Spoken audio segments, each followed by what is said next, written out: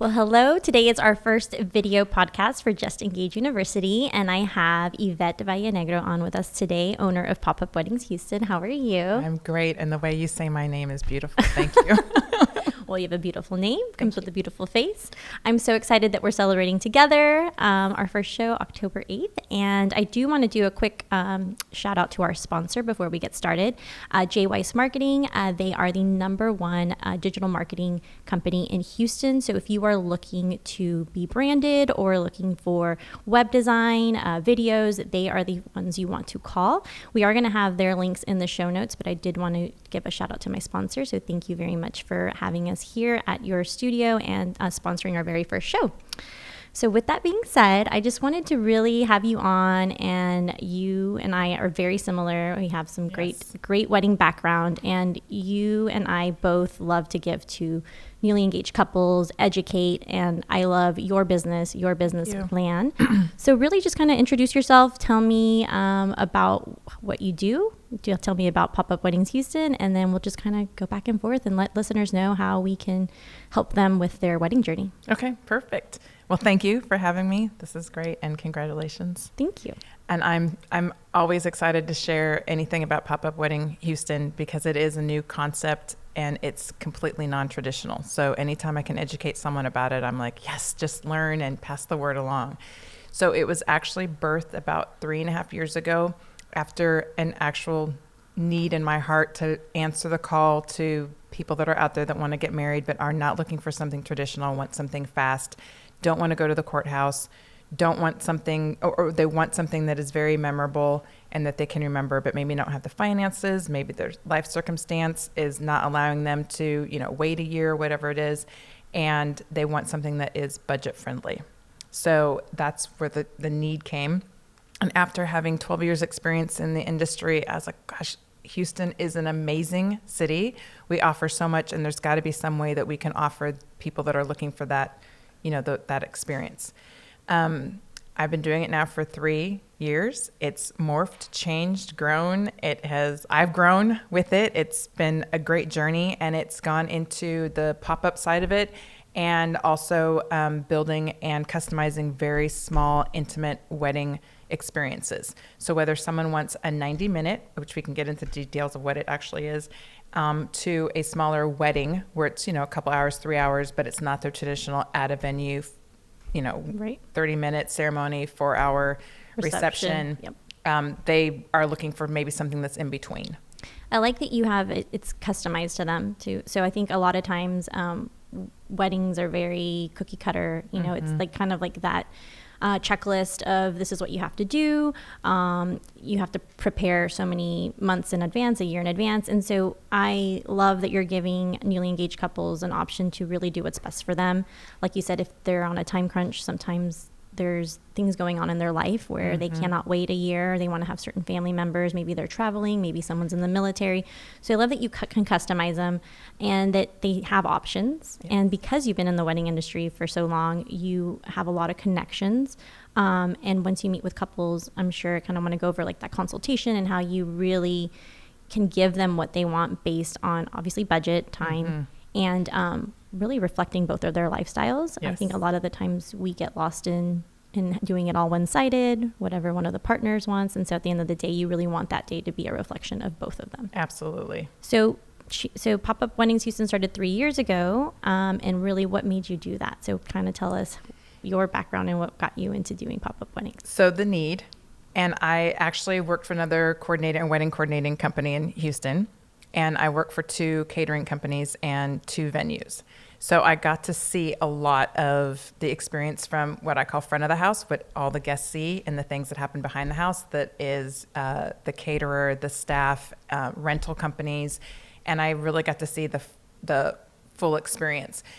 And I loved it. But like I said, I looked at it and went, okay, there's a niche and there's a need here for people who, for whatever reason, can't have the 200-person wedding, and the average Houston wedding right now for 150 people is $35,000. Well, that doesn't always cut it for everybody, but my heart really wanted to give them an experience that made them feel like their special day, which is one of the most important days they'll ever have, makes them feel just as special as someone who had that 200 person wedding, and that they could walk away feeling like, wow, I really did have a beautiful wedding day. I wore my dress. I have the pictures. I had my bouquet. I got the cake. I had all my family and friends there, and we all celebrated, and they do feel special. So I just wanted to give that experience to someone and know, like, hey, don't give up. Because I would get calls working at a venue or the caterer that they would say, I have 50 people. My budget is only this. What can you guys do for me? And I couldn't offer them anything. And I think, God, there's got to be something. It's almost like it starts at this guest count or starts at this price. So then you get to the point where it's like, but I want to be able to help, and I get it. I'm a venue owner, and, we can do stuff like that off peak. But we definitely can't do that, on a peak Saturday. We are going to do a wedding for 175 and up versus someone that's wanting a wedding for 40. Right. And I think a lot of couples don't know that it's either, they think it's either going to the courthouse and you do maybe like a small celebration or not a celebration, or it's a huge wedding. So you're kind of like that sweet spot, that in between. The in between. Yes, I like that. Yeah, and so you mentioned earlier, like the consultations. So when someone calls me, I really do try to give them information to help them decide if this is the right choice for them. And of course, I think it's the right choice, but I want them to be ultimately happy. So I try to give them a lot of education just in 10 minutes to say, these are the things that I know, these are the things that I've seen, and it's your choice if you want to move forward. Then we'll have the real consultation to sit down and go through everything. And absolutely, their background is super important to me. I want to know who they are, where are you from, what are your family traditions, what do you still want to incorporate in the wedding, what makes your love unique, and let that be expressed in your wedding. Let it still be really a special moment for the two of you. Just because it's not a high budget wedding, just because 500 people aren't showing up, right, does not mean that it is not special and something to really remember. I think with a small count, I got married my second time with 32 people. I mean, it's amazing. And I didn't have an 8-hour day. I think we did it all in like 4 hours. We went out of town. We did something completely off the charts. Mm-hmm. But it gives them the ability really to, again, customize it to what they want. They don't feel like they're, all these trends that they have to do. And one of the things that I like also that's on your website is the different backgrounds, different cultural backgrounds, different experiences. So even if they're not doing a traditional wedding at a church, or maybe they are from two different cultures, you can still, because of your background, can combine that and make that their own. So what is your typical pop-up wedding? Like I know there's different, you can customize them, but what would you say, if you had to describe it, would be your most popular pop-up wedding package? I'm finding right now it's not even a package. Actually just created it over the summer. It's not even necessarily a package, but I'm finding that people want the pop-up portion so that they, I guess, get that price, but they also want to still combine it with a place to celebrate. Okay.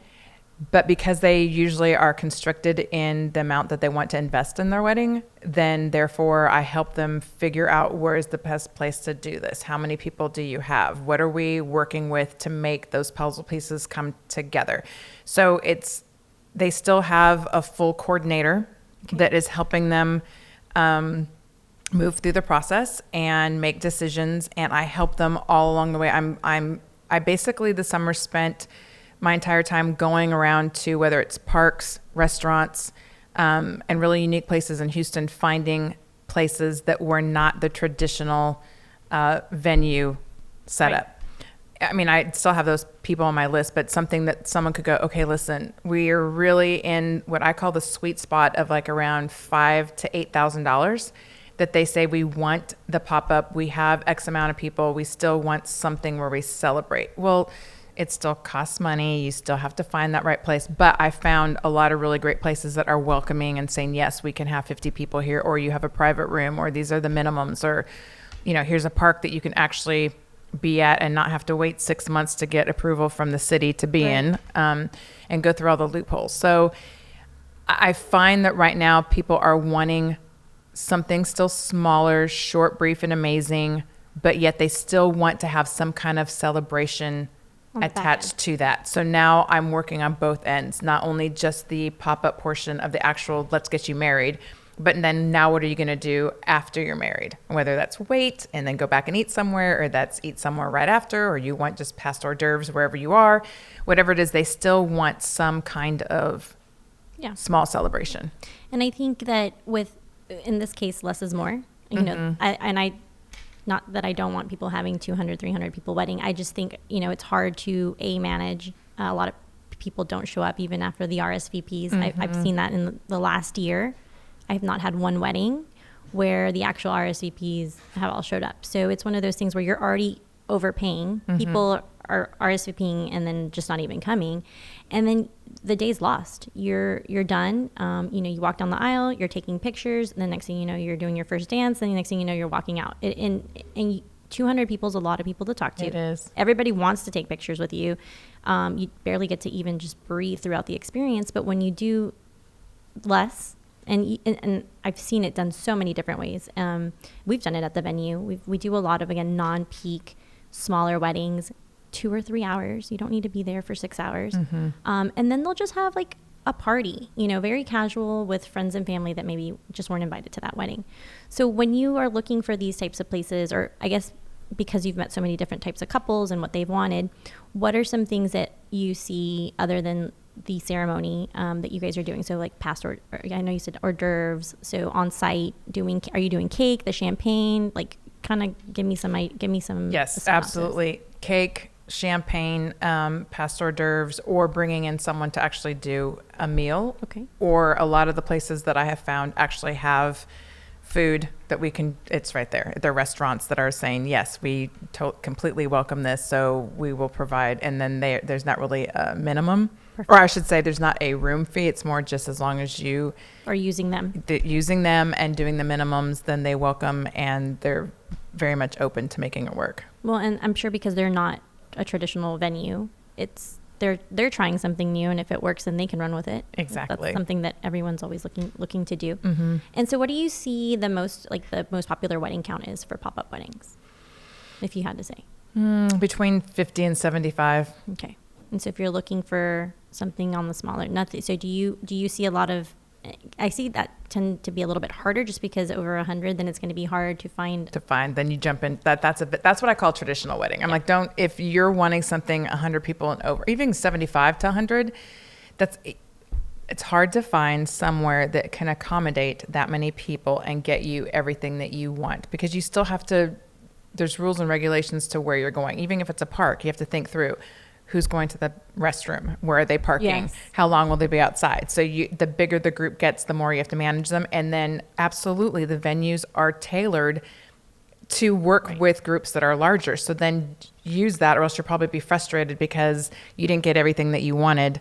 Right. The venues are prepared for that. Not that you're not, but it's just saying you're in a different way. They're absolutely right. prepared. That they're built that way, and that's that's what I would call a bigger wedding. And then I know you kind of talked a little bit about pricing. So you're thinking like 5,000 to 8,000 is kind of the sweet spot for this type of wedding. Mm-hmm. Okay. So if you're looking for, I would say 75 or less, between $5,000 to $8,000.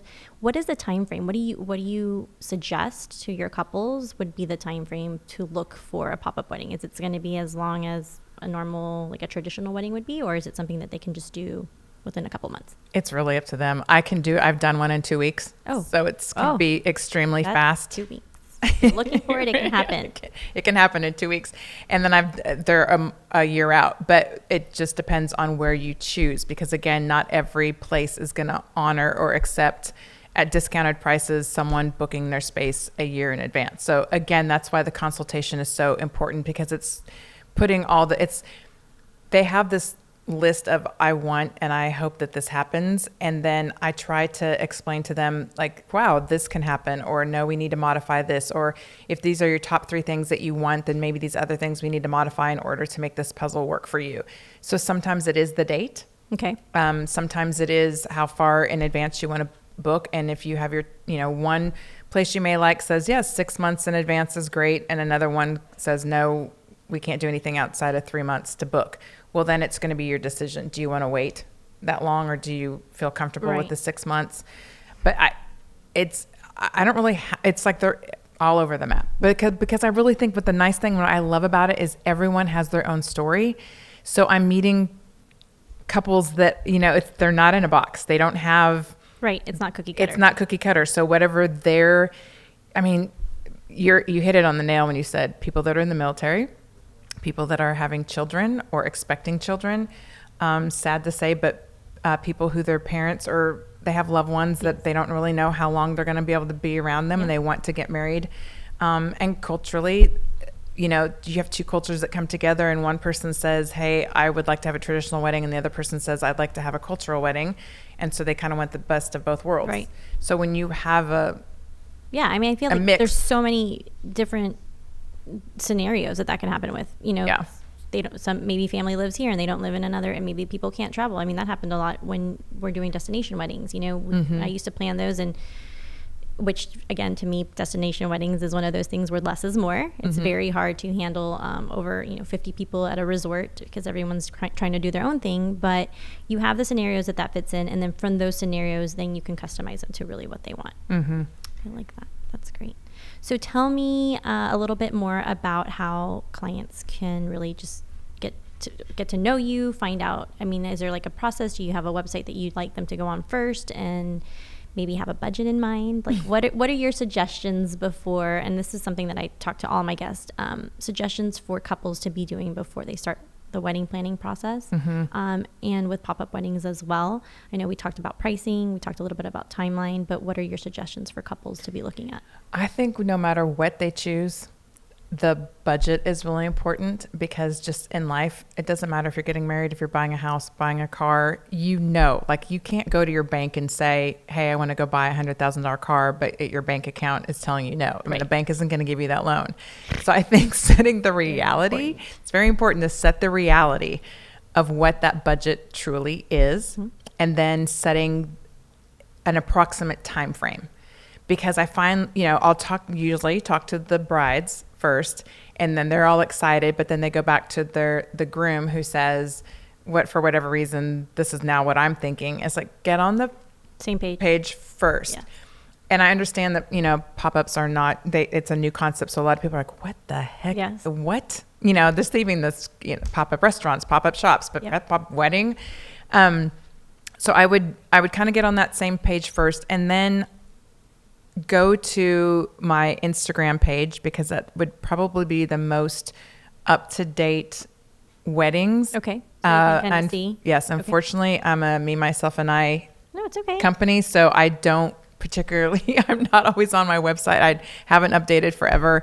And that's the most up-to-date and current of the weddings that I post. Okay. I think that gives what I think. Those are the pictures that are taken professionally from the professional wedding photographers that I have. And so it gives you a quick, easy visual of what will this look like? Right. What are my expectations? And I very much like to offer to people, they're not like, oh my gosh, over the top Pinterest-y weddings. But that's real life. But but it's not something to be ashamed of either. They're going to feel very proud of, wow. And if they go, and this is the other thing, I would go to my reviews, which are Yelp and Wedding Wire and Facebook, and read those, because most of the time people are very much saying, this is so much more than I expected. And exactly what they wanted it to be. And exactly what they wanted it to be. It's a lot of people involved in a wedding in general. So at a venue, you have, 20 different vendors, maybe even more. When you're doing something so small and exclusive, it's almost, again, less is more. I think that you're able to kind of create that vision, and even in a smaller amount of time, you're getting more from it. And I see that. And Instagram is huge in the wedding industry anyway. So I'm gonna be myself and I at the venue. The website still can use some work. Maybe talk to Jonathan about that. But I think that it's really important that they have a place that they can go see it, that it's real, that it's not a styled shoot, because a lot of times you get on these websites, you go to venues.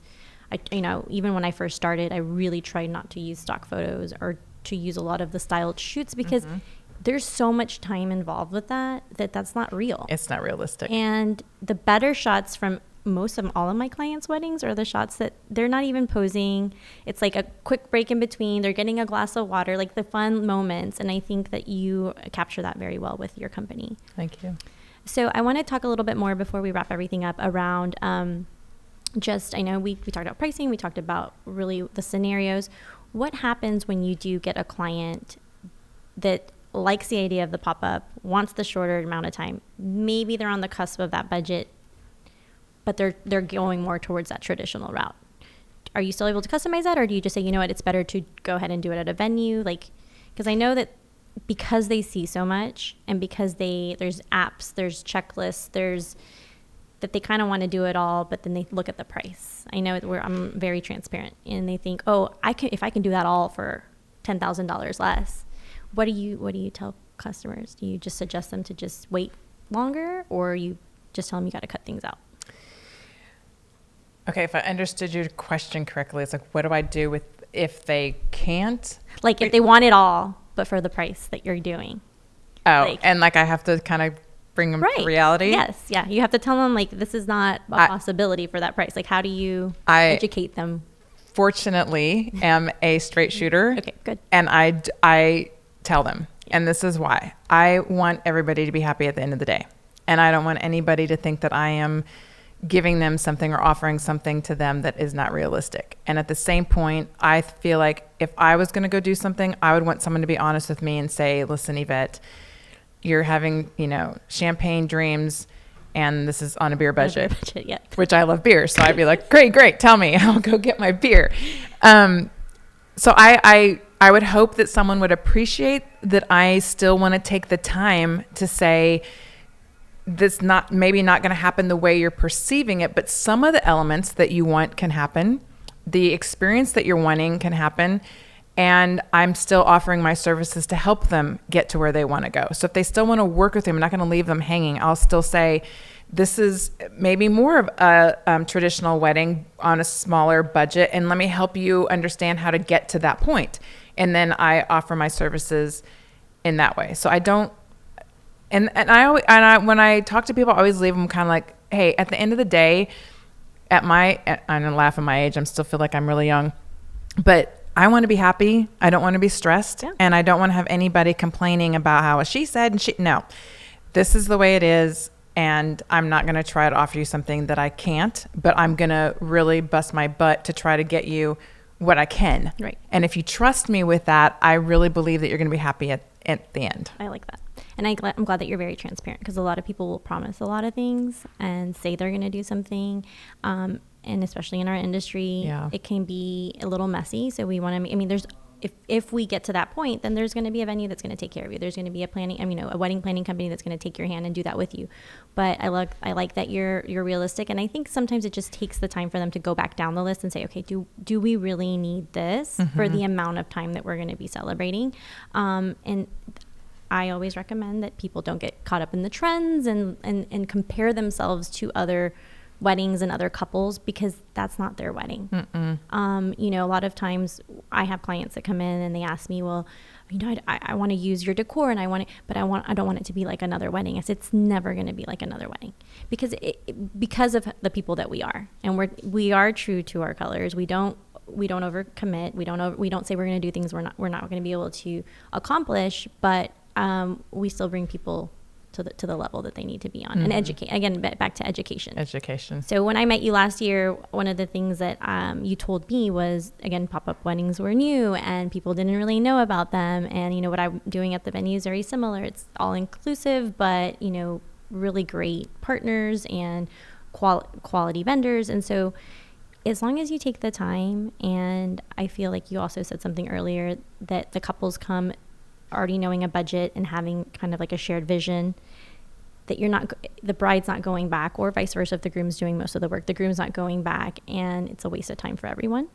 So thank you very much for doing this and for being on the show today. Oh, thank you. I'm going to have all of your links in the show notes. Okay. Instagram, we will do Pop-Up Weddings Houston on Instagram is the best place to find Yvette. And thank you. Is there anything else that you want to share or give advice to couples before we log off? Advice or share? Yeah. Oh, I know.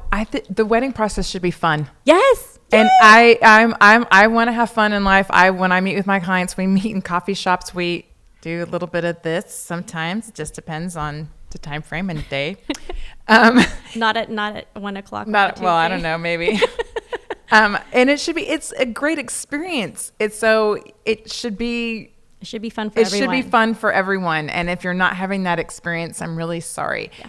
And I think the other thing, even though I do pop-ups, but I come with a planner background, at the least, it doesn't matter where you're getting married at. Please reach out to a true wedding professional to help you the day of. Yeah. I understand that there are people out there that can plan the heck out of a wedding, and I've seen it, and they do a great job. But on that day, there is nothing greater that you can give yourself, your family, your mom, your dad, whoever, your friends, the ease of let someone else make sure all of those details that you work so hard to put together is in charge and making sure that that is happening for you. It'll make your experience night and day. And when I worked for the catering companies and the venues, the brides that did not have a planner were in tears, stressed out, and yelling at people. The people who had planners were so much more relaxed and having a great time, and the experience for everyone is completely, it's amazing. The last episode I did on the podcast was with Cara, and she is the host of the Wedding Planning Podcast. That was the actual episode that I listened to her of that day. Was you have to, it doesn't matter, just even if it's just for the day of, because there's so many things that can go wrong. So, and I see that on Facebook group posts too. Like, I wish I would have, like, brides come back on and say, if you're going to spend any money, spend it on a professional. And it has to be a professional. Yeah, it has to be a professional. And there's so many of them in Houston. And if you're not listening in Houston and watching from somewhere else, there's professionals. Do your homework, get the reviews, talk to other clients. And it's just like taking a course in college, just like anything, you want to do your homework. Don't just hire someone that's going to say, I can do this for this amount of money. Exactly. Well, perfect. I agree. All right. So for everybody watching our first episode today, you can definitely watch this on YouTube. I will have my YouTube channel up at Just Engage University. For those of you who have been listening to the podcast, this will actually be episode 22 and will be on iTunes, Spotify, Stitcher, Google Play, and anywhere where you listen to podcasts. And if you can't find me anywhere in those areas, we'll be able to get me on my website, which is at justengageuniversity.com. And there will be a link also in the show notes to this video. Well, thank you, Yvette, for being on. Thank you. And I'm so excited and congratulations again. To be celebrating our first video show. Cheers. Yay.